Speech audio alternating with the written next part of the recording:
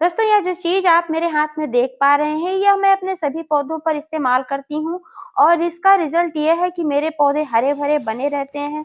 और आप जो गुड़हल का पौधा देख पा रहे हैं, 12 महीने इसमें फ्लावरिंग होती रहती है। सर्दियों में भी यह पौधा ना पीला पड़ता है, ना पत्तियाँ झड़ती हैं, ना ही कलियाँ गिराता है। तो इसका मैं रेगुलर इस्तेमाल इस पर करती हूँ। ये चीज़ दोस्तों आप सभी के घरों में मौजूद होता है, लेकिन जानकारी के अभाव में आप लोग इसे बेकार समझकर फेंक देते हैं। जबकि ये बिल्कुल फ्री का है और उन सभी पोषक तत्वों से भरपूर है जो किसी पौधे के विकास के लिए, फ्रूटिंग के लिए, फ्लावरिंग के लिए आवश्यक होते हैं। फूल वाले पौधे में इसको डालने से फूलों का साइज भी बड़ा आता है और ज़्यादा संख्या में भी फूल खिलते हैं।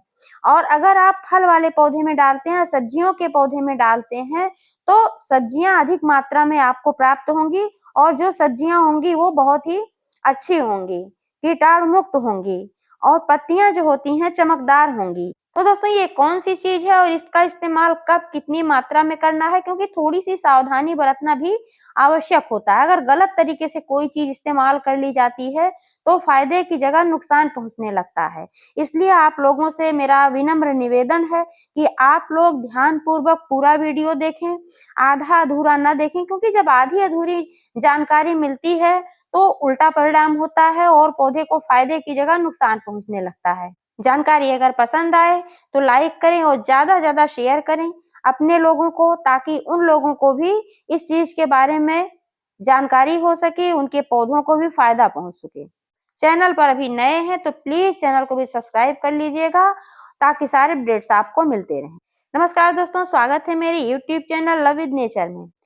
तो दोस्तों, वीडियो में आगे बढ़ने से पहले मैं एक बात क्लियर कर देना चाहती हूँ कि किसी भी पौधे की ग्रोथ के लिए, फ्रूटिंग के लिए, फ्लावरिंग के लिए न्यूट्रिएंट्स, माइक्रो न्यूट्रिएंट्स की आवश्यकता तो होती है, जिसके लिए हम फर्टिलाइजर्स का यूज करते हैं। लेकिन दोस्तों, फर्टिलाइजर्स के अलावा कुछ केयर टिप्स भी फॉलो करने पड़ते हैं, जो कि बहुत ही आवश्यक होते हैं। अगर आप केयर नहीं करेंगे अपने पौधे की, 2-3 जो जरूरी बातें हैं उनको नहीं करेंगे, तो आप कितना भी फर्टिलाइजर देते रह जाएगा, आपका पौधा ना ग्रोथ करेगा, ना फ्रूटिंग करेगा, ना फ्लावरिंग करेगा। कई कंडीशन में आपका पौधा मर भी सकता है। जो पहला केयर टिप है दोस्तों, यह है कि आप अपने पौधे को कम से कम 5 से 6 घंटे की धूप वाली जगह पर रखें, क्योंकि गुड़हल जो है सन लविंग प्लांट है। धूप के अभाव में पीला होने लगता है, पत्तियां भी पीली पड़ने लगती हैं, पत्तियां झड़ने लगती हैं और पौधा कलियां भी गिराने लगता है। कई कंडीशन में पौधा खराब होकर पूरा डेड हो जाता है। सिर्फ 1-2 घंटे से काम नहीं चलने वाला, कम से कम आप 5 से 6 घंटे की धूप में रखें। इस बात को नोट कर लें। दूसरा केयर टिप है दोस्तों, पानी। आप अपने पौधे में पानी तभी दें जब मिट्टी ऊपर से 1 इंच ड्राई हो जाए। बहुत ज़्यादा पानी देने की ज़रूरत नहीं होती। वैसे तो गुड़हल के पौधे को पानी की आवश्यकता होती है, मिट्टी में नमी बनाकर रखना चाहिए, लेकिन अतिरिक्त पानी नहीं देना चाहिए। अतिरिक्त पानी देने से क्या होता है कि जड़ों तक ऑक्सीजन नहीं पहुँच पाता, मिट्टी एकदम हमेशा दलदली बनी रहती है और उसमें फंगस वगैरह लगने का भी भय बना रहता है। तीसरा केयर टिप है दोस्तों कि समय-समय पर इसकी प्रूनिंग करते रहें। प्रूनिंग करने से इसमें नई ब्रांचेज आती हैं और नई ब्रांचेज पर ही ज़्यादा कलियाँ बनती हैं और ज़्यादा फ्लावरिंग होती है। अगर आप इसकी प्रूनिंग नहीं करते हैं, तो फिर पौधा धीरे-धीरे खराब हो जाता है और इसमें फिर फ्लावरिंग वगैरह नहीं होती है, ना ही इसकी ग्रोथ होती है। वर्ष में 1 या 2 बार, जैसे आपके पौधे की रिक्वायरमेंट है, हार्ड प्रूनिंग करें। हार्ड प्रूनिंग में क्या करना होता है कि नीचे से 3-4 प्रमुख जो ब्रांचेज हैं, इनको छोड़ देना होता है और ज़्यादा से ज़्यादा पौधे को कट करके हटा देना होता है। इससे पौधा बुशी होता है, नई शाखाएँ आती हैं, मरता हुआ पौधा भी पुनर्जीवित हो जाता है। चौथा जो केयर टिप है दोस्तों, गुड़हल का जो ये पौधा होता है बहुत ही संवेदनशील होता है, तो इस पर अक्सर कीड़ों का भी अटैक होता रहता है। खासकर इस पे मिलीबग्स बहुत ज़्यादा आते हैं, क्योंकि चींटियाँ जो होती हैं, वही मिलीबग को ले आती हैं। सबसे पहले आपको चींटियों को आने से रोकना होगा। इसके लिए आप गमले के किनारे लक्ष्मण में रेखा खींच सकते हैं, इससे चींटियाँ नहीं आती हैं। गमले की मिट्टी में हल्दी का इस्तेमाल कर सकते हैं, क्योंकि हल्दी जहाँ होती है वहाँ भी चींटियाँ नहीं आती हैं। नीम की खली का इस्तेमाल कर सकते हैं। नीम की खली में नाइट्रोजन की भी मात्रा अच्छी होती है, एंटीबैक्टीरियल, एंटी फंगल होती है, इससे आपकी मिट्टी स्वस्थ होती है।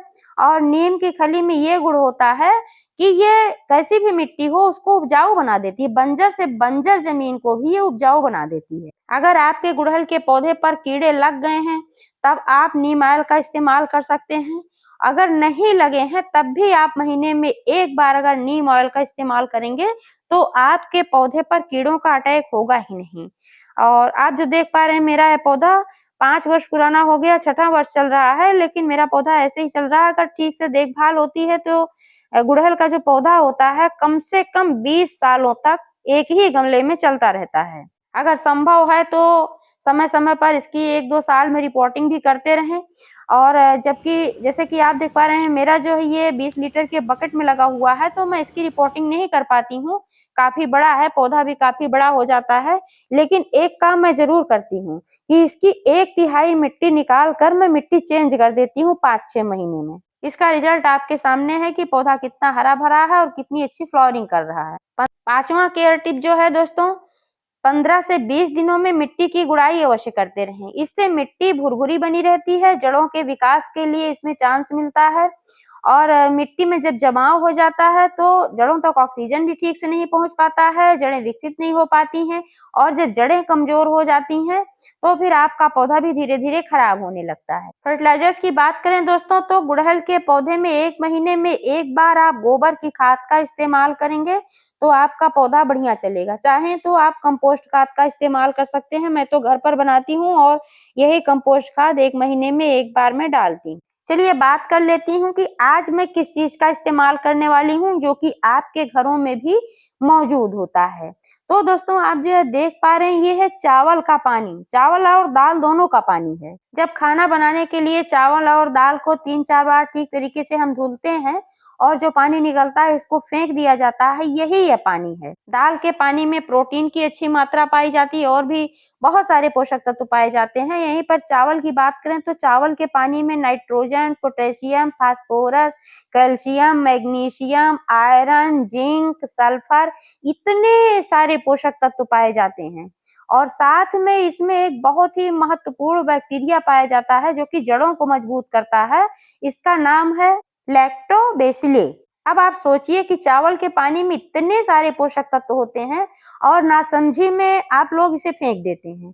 बाहर से फर्टिलाइज़र खरीद-खरीद कर लाते हैं और अपने पौधों को देते हैं। केमिकल फर्टिलाइज़र दे देकर मिट्टी का उपजाऊपन भी खत्म कर देते हैं, बाद में आपका पौधा भी खराब होने लगता है। लेकिन अगर आप चावल के पानी का नियमित इस्तेमाल करते हैं, तो आपके जो गमले की मिट्टी है हमेशा उपजाऊ बनी रहती है, इसमें कीटाणु भी नहीं आ पाते हैं क्योंकि इसका एक काम ये भी है कि इससे कीड़े-मकोड़े भी बचते हैं, कीड़े-मकोड़े नहीं आ पाते हैं मिट्टी में।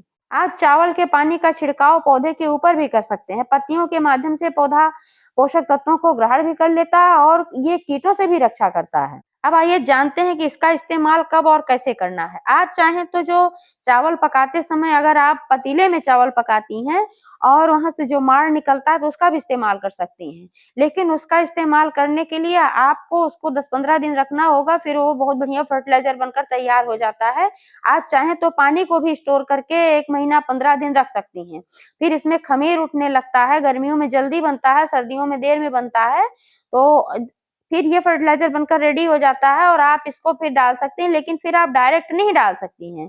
तब इसको डाइल्यूट करना होगा क्योंकि जब इसमें ख़मीर उठने लगता है, तब क्या होता है कि एसिडिक ज़्यादा हो जाता है और जब ज़्यादा एसिडिक हो जाता है, तो पौधे में डालने से मिट्टी में और नुकसान पहुँचता है पौधे को। इसलिए अगर आपने फर्टिलाइज़र बनाया है, तो 1 लीटर में कम से कम 4 लीटर पानी डालकर फिर यूज़ करें। लेकिन ये जो डायरेक्ट वाला होता है, डेली का डेली जो पानी निकलता है, इसको आप ऐसे ही डाल सकते हैं, इसको और डाइल्यूट करने की ज़रूरत नहीं होती। वैसे ही 4-5 बार का धुला हुआ पानी होता है, तो पतला ही होता है। लेकिन इसका इस्तेमाल करने के लिए एक बात आप नोट कर लें, जब भी इसका इस्तेमाल आप करें, तो मिट्टी पूरी तरीके से सूखी होनी चाहिए। जैसे आप देख पा रहे हैं कि मेरे गमले की मिट्टी ये जो है, पूरी तरीके से सूखी है। तो इसको अगर आप आज इस्तेमाल कर रहे हैं, तो 2 दिनों में तो कम से कम सूख ही जाएगी मिट्टी। तो जब फिर आपको पानी डालने की ज़रूरत हो, तो उस दिन फिर आप सादा पानी ना डालकर यही पानी इस्तेमाल करें। मैंने बोला कि मैं रेगुलर डालती हूँ, तो रेगुलर डालने का ये मतलब कतई नहीं है कि मैं प्रतिदिन डालती हूँ। प्रतिदिन भी डाल सकती हूँ, गर्मी का महीना जब आएगा और पूरे दिन की धूप में पौधा रहेगा तो मिट्टी जल्दी ड्राई होगी। जब हम सुबह शाम दोनों टाइम वाटरिंग करते हैं तो ऐसे समय में आप इसमें डेली भी डाल सकते हैं, कोई नुकसान नहीं पहुँचेगा। लेकिन अगर ये इसमें मिट्टी में नमी पहले से बरकरार है, इसके बाद भी आप इसमें डालते जाएँगे तो फंगस का कारण बनेगा। यही बात मैं कहती हूँ कि आप लोग ध्यानपूर्वक पूरा वीडियो देखें, नहीं तो आधा सुन लिया कि चावल का पानी डालना है और फिर सुन के हटा दिया, तो पता लगा कि आपको पूरा फ़ायदा ही नहीं पहुँचेगा। फंगस वगैरह भी लग जाएगा, आप लगातार डालते रहेंगे। तो दोस्तों इस तरीके से चावल दाल का पानी इस्तेमाल करके फ्री में आप अपने गुड़हल के पौधे से और सभी पौधों से अच्छी खासी फ्लावरिंग ले सकते हैं।